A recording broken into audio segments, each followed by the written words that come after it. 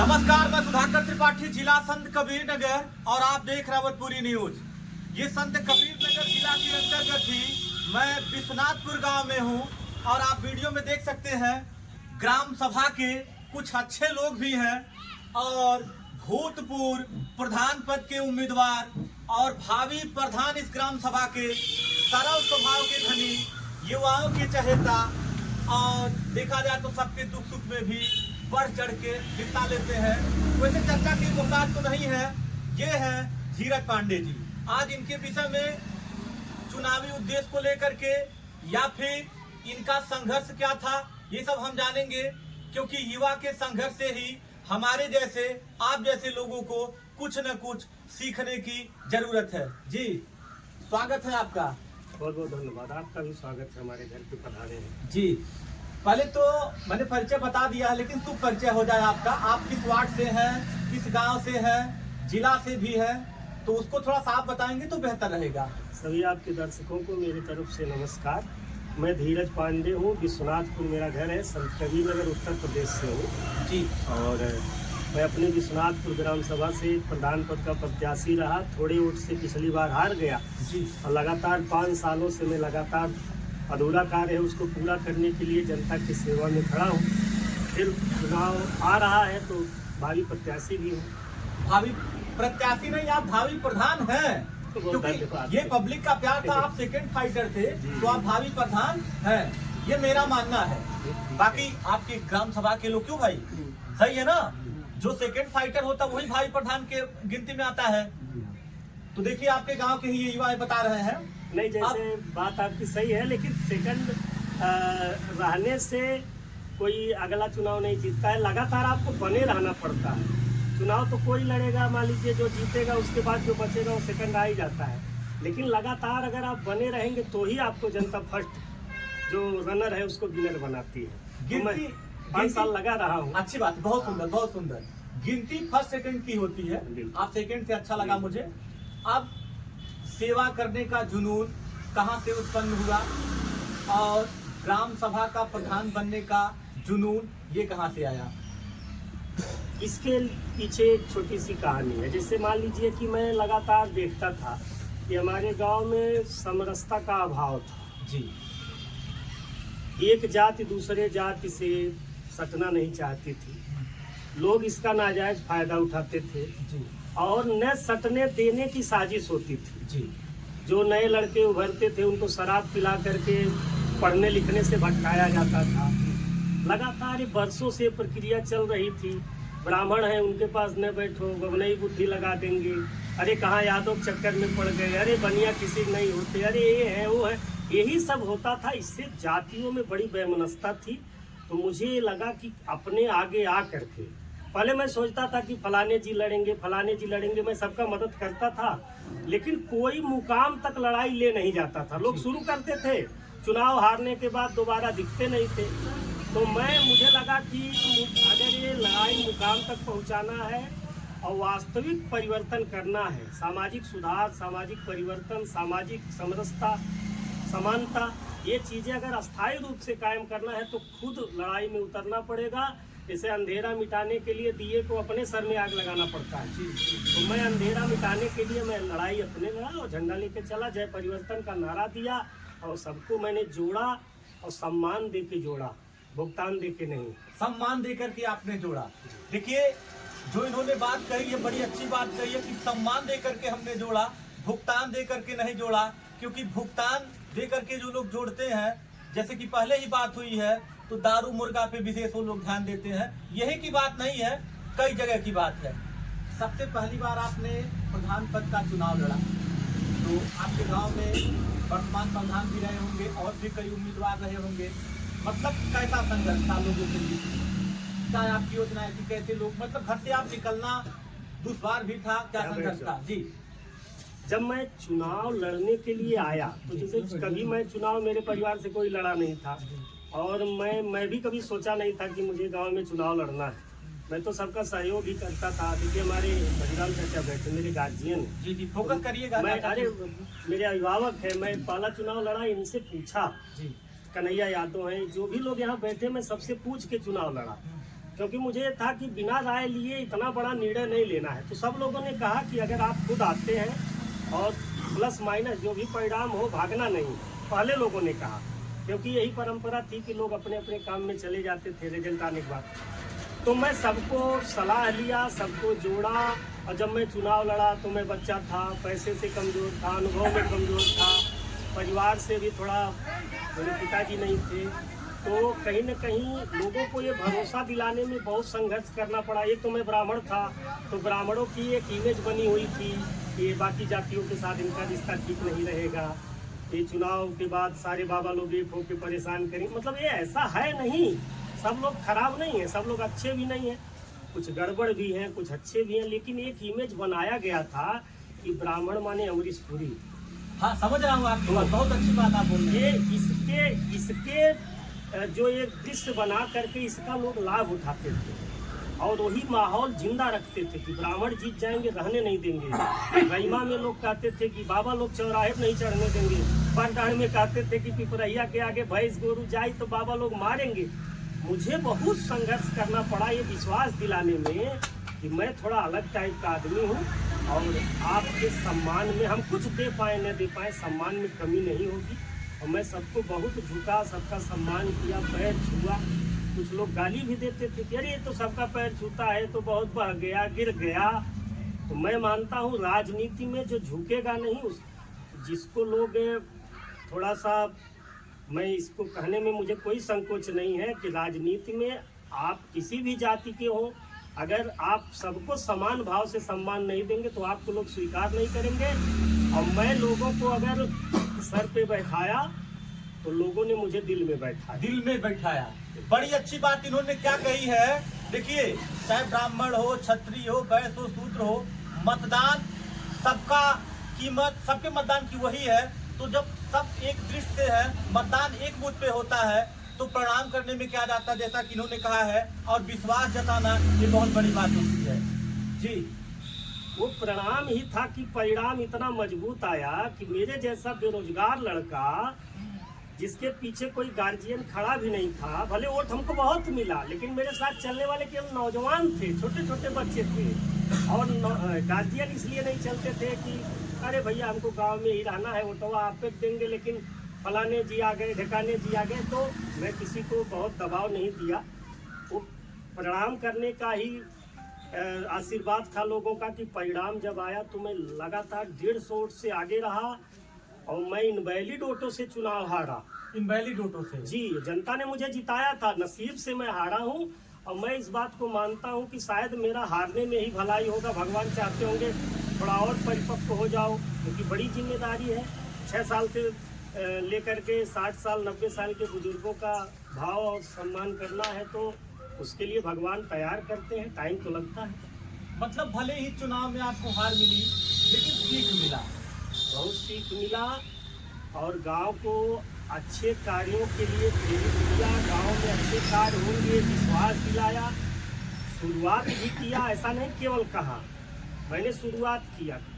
चुनाव के बाद किसी को बुखार भी हुआ होगा ना, मुझे पता चला होगा, तो मैं उसके घर जाकर के हाल चाल लिया।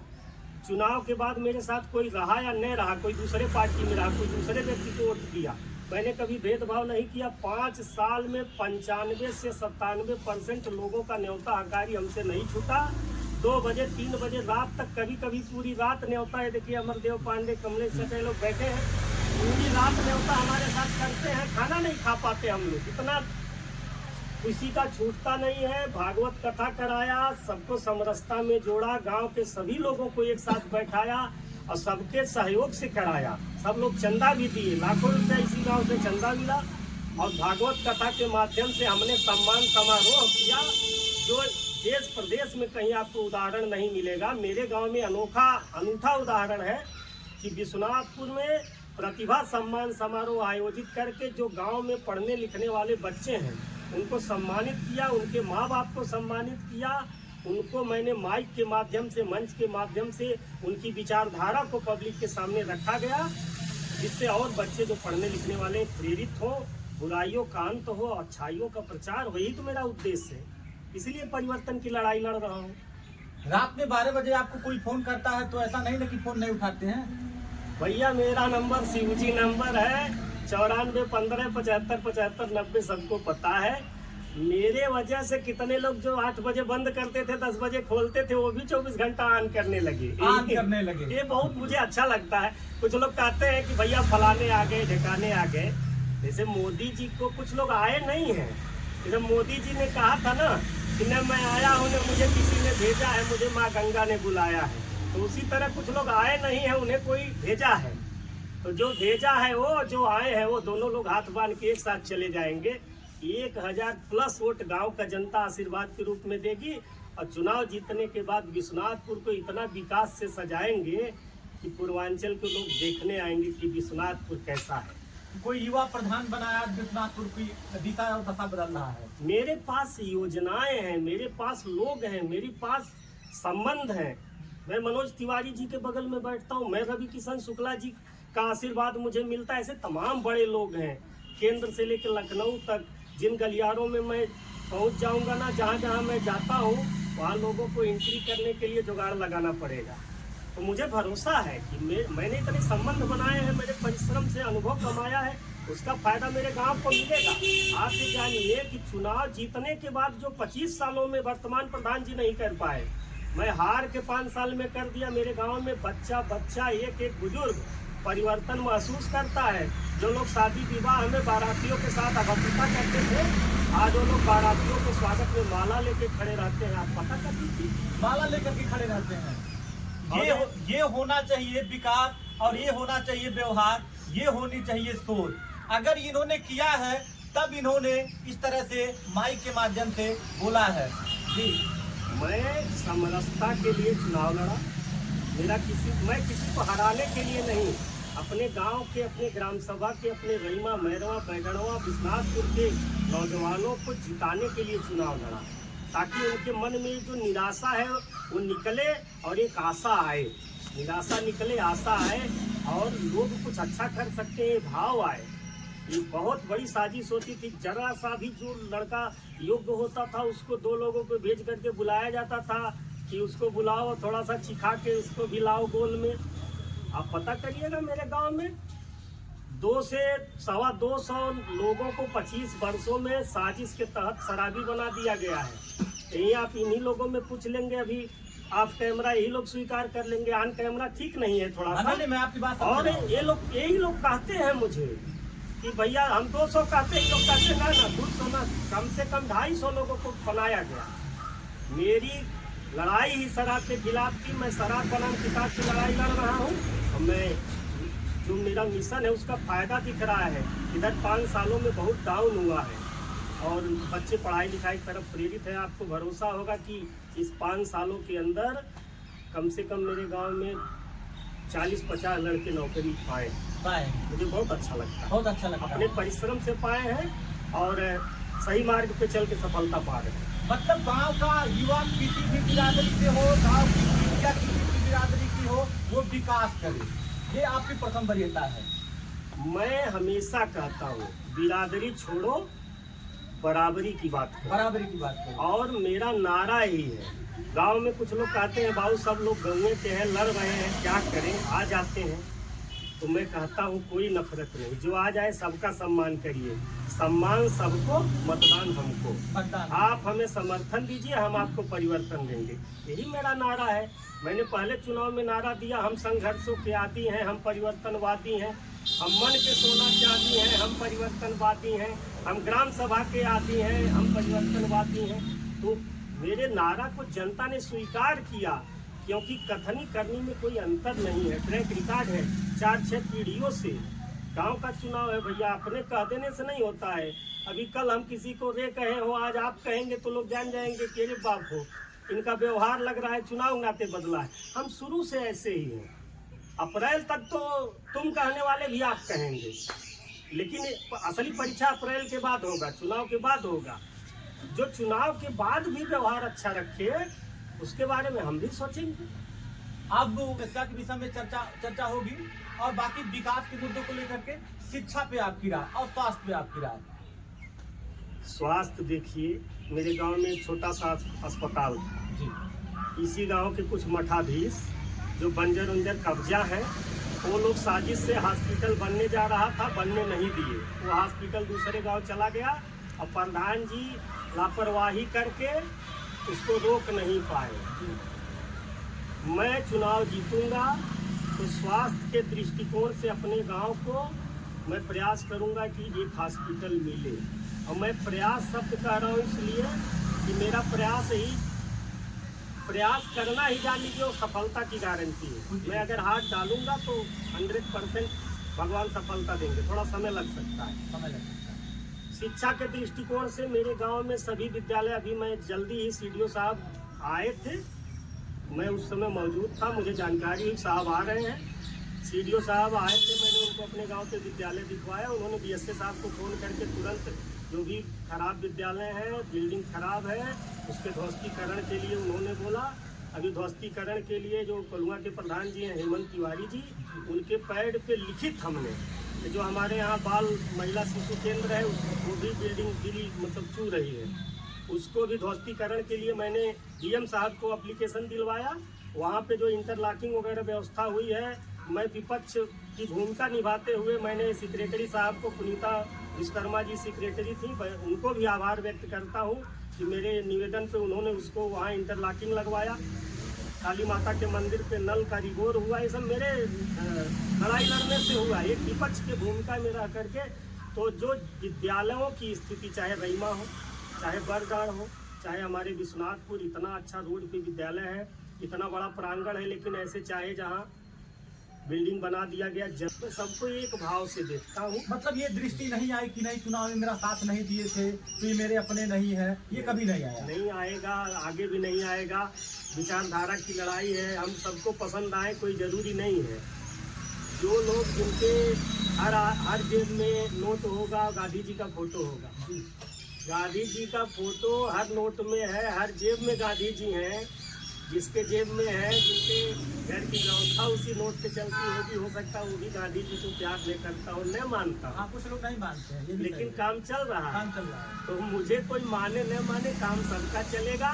और केवल नारा देना कि हम मन पे सोना चाहती हैं, इससे काम नहीं चलेगा। मन सोना चाहती करना पड़ेगा। तो बदले के लिए नहीं, बदलाव के लिए काम करना है। और सीधी बात है कि हम कोई भगवान राम तो है नहीं, सब लोग हमको अपना मानेंगे। जो अपना नहीं मानेगा उसको भी आगे प्यार, सम्मान, विकास करके अपना बनाने का प्रयास किया जाएगा। और किसी से भेदभाव हम करते ही नहीं हैं, तो आगे कहें करेंगे, मेरा स्वभाव ही नहीं। चुनाव में कुछ लोग तो जब आप कदम आगे बढ़ाए होंगे, कुछ लोग मजाक किए होंगे, चुनाव लड़ने आगे बढ़ते हैं बिचवाल लोग, क्यों? ओ भैया, तो उससे थोड़ा सा आप होपलेस मतलब दिमाग में आता होगा। बहुत लोग ऐसे कहने वाले हैं कि जब कदम कोई आगे बढ़ाता है। बहुत भैया आप दर्द छेड़ दिए। चुनाव लड़े, कितना लोग न्योता देना छोड़ दिए, कितने लोग गाली देना शुरू कर दिए। चुनाव लड़ते ही बड़ी बुराई आ जाती है आदमी के अंदर, तमाम मैसेज। देखिए ऐसा है ना, आदमी, हम लोग किसान हैं, जब कोई खेत के गेहूँ सींचने जाता है ना, तो कुछ गेहूँ पैर के नीचे आ जाता है। तो ऐसा नहीं कि उद्देश्य है गेहूँ को रौंदना।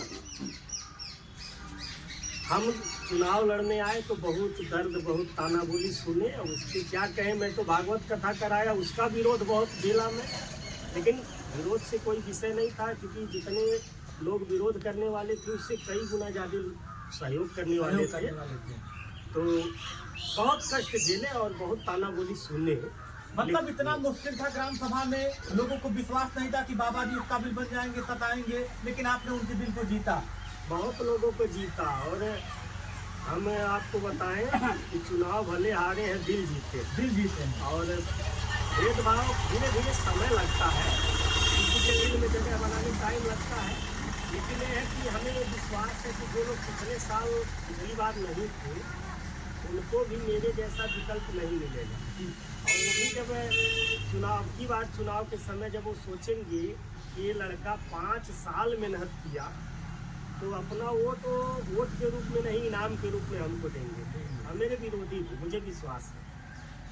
अच्छा, ग्राम सभा में कोई बहुत गरीब परिवार का बेटा रहा हो, जितिया रहा हो, शिक्षा के क्षेत्र में कुछ इस तरह की बात अगर आपके साथ बीती हो तो थोड़ा सा उसी दर्शकों को बताइए, जिसकी आपने बड़ी मदद कर दिया हो, दिया हो। मैं बहुत बच्चों का मदद करता हूँ और वो मैं सार्वजनिक नहीं करता, मैं फेसबुक पे नहीं लिखता। वो जिनका मदद करता हूँ वो जानते हैं, मैं जानता हूँ, मेरे घर के लोग नहीं जानते। क्योंकि ये सब चीज़ें देखिए, कुछ चीज़ों में मदद करके प्रचार करना चाहिए जिससे और समाज में अच्छा मैसेज जाए। अच्छा मैसेज जाए। लेकिन कुछ चीज़ों का मदद यही आपको ध्यान रखना है राजनीति में कि क्या दिखाना है क्या छिपाना है।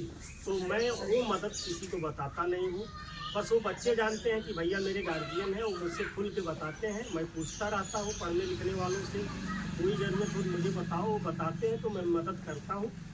मैं फेसबुक पे नहीं लिखता और मैं ये चीज़ें किसी को बताता नहीं है और वो उससे आगे बढ़ रहे हैं। वो बच्चे जानते हैं, मैं उनको ये बोलता हूँ सफल हो जाओ तो तुम भी यही शुरू करना, दूसरे का मदद करना।